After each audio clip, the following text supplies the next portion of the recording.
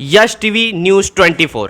22 में विधानसभा है और हर पार्टियां अपने तैयारी में लग गई हैं और पार्टी के साथ प्रत्याशी जो जहां से खड़ा होंगे वो भी अपनी तैयारियों में लग गए हैं। हालांकि पार्टी के तरफ से अभी ये नहीं कहा गया है कौन प्रत्याशी कहां से लड़ेगा।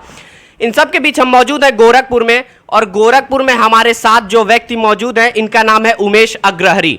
और चूंकि बीजेपी के पुराने कार्यकर्ता भी हैं और बीजेपी के साथ कई सालों से जुड़े हुए हैं और व्यापारी संगठन में कार्य भी कर रहे हैं, इनसे हम बात करते हैं। ये भी चुनाव में उतरने वाले हैं और इनसे हम बात करते हैं ये कहां से टिकट की मांग कर रहे हैं और कहां से ये लड़ना चाहते हैं। सर, आपका शुभ नाम क्या होगा? उमेश अग्रहरी मेरा नाम है, जिला सह संयोजक लघु उद्योग महानगर भाजपा। सर, आप भाजपा से कई दिन से जुड़े हुए हैं, कई सालों से जुड़े हुए हैं और चूंकि इस बार राजनीति में आप भी आ रहे हैं, तो क्या ये चीज़ क्लियर हुई है कि आप कहां से लड़ेंगे? नहीं, अभी कोई चीज़ क्लियर नहीं है मैं कहां से लड़ूंगा। मेरा प्रयास है कि इस विधानसभा में मेरा भी भागीदारी रहे और सारा व्यापारी समाज चाह रहा है कि उमेश अग्रहरी की इस बार विधानसभा में अपनी भी भागीदारी जमकर पूरा अब भाग लें। अब मैं परम पूज्य महाराज जी से कहना चाहूँगा कि वो अपना अगर आशीर्वाद कहीं से भी हमको देते हैं तो मैं उसके लिए तैयार हूँ।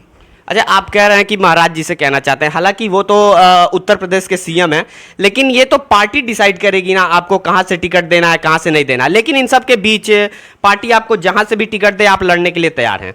अच्छा, कहा जा रहा है कि आप व्यापारी संगठन से आ रहे हैं। पिछले कुछ समय से ऐसा देखा जा रहा है कि व्यापारी संगठन का बीजेपी से थोड़ा सा मन मुटाव टाइप का दिख रहा है कि बीजेपी से वो खुश नहीं है। इस पर आप क्या कहना चाहेंगे? नहीं, कोई ऐसी बात नहीं है। देखिए, छोटी मोटी दिक्कतें तो होती रहती हैं, लेकिन ऐसा कोई बात नहीं है कि व्यापारी संगठन महाराज जी के और मोदी जी के नेतृत्व में जो जीएसटी लगाया गया है, जो इतने भी कार्यक्रम किया गया है, उससे व्यापारी समाज खुश है और उसके बहुत सी और सरल मतलब हर चीज़ का सरलीकरण हो गया है।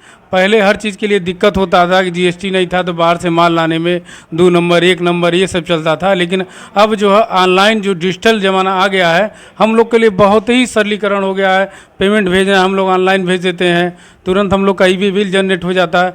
तो मोदी जी के और योगी जी के नेतृत्व में बहुत ही अच्छे से चल रहा है। व्यापारियों का कोई दिक्कत नहीं है। हाँ, उन व्यापारियों की दिक्कत है जिनको 2 नंबर का करना रहता था, अब नहीं हो पा रहा है, तो उनके लिए दिक्कत है। बाकी कोई भी किसी प्रकार का दिक्कत नहीं है। अच्छा, आप व्यापारी संगठन से आ रहे हैं तो एक बात ये भी जानना चाहेंगे, अभी हाल ही में एक बहुत बड़ी घटना घटी गोरखपुर में मनीष गुप्ता की, ठीक है। उसके बाद बीजेपी की जो कहा जा रहा है ना कि व्यापारियों से, उसके बाद की हम बात कर रहे हैं, बीजेपी व्यापारी संगठन भी थोड़ा उसमें उग्रसर हुए और बीजेपी उसके लिए काम की। हालांकि उनके वाइफ को नौकरी दे दिया गया कानपुर में।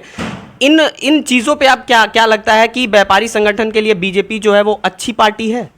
बिल्कुल अच्छी पार्टी है। देखिए, महाराज जी ने तुरंत एक्शन लिया। उनके फैमिली को ये दुर्भाग्यपूर्ण घटना थी। महाराज जी का तो कोई ऐसा सोच है नहीं, लेकिन कुछ पुलिस वाले की वजह से उनकी छवि खराब करना चाहते थे, जो कि वो अपने कामयाब रह गए। इसी वजह से वो उनका बदनामी थोड़ा सा हुआ था, लेकिन उन्होंने कंट्रोल कर लिया।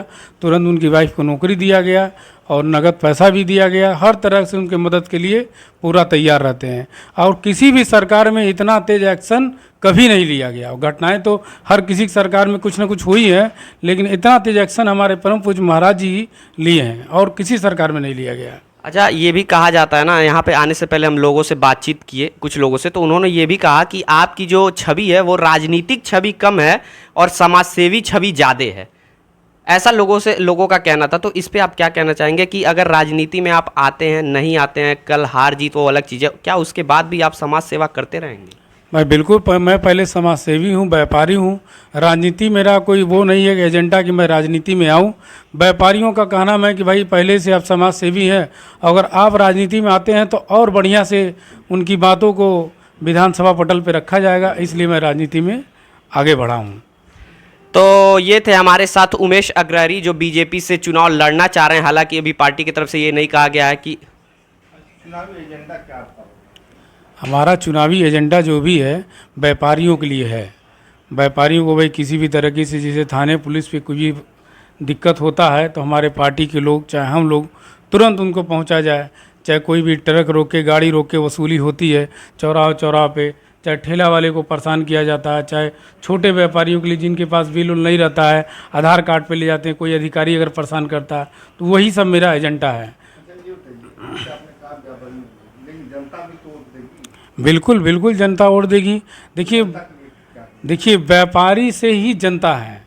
आज हर एक जनता व्यापारियों से जुड़ा हुआ, आप भी हम भी और सर्व समाज।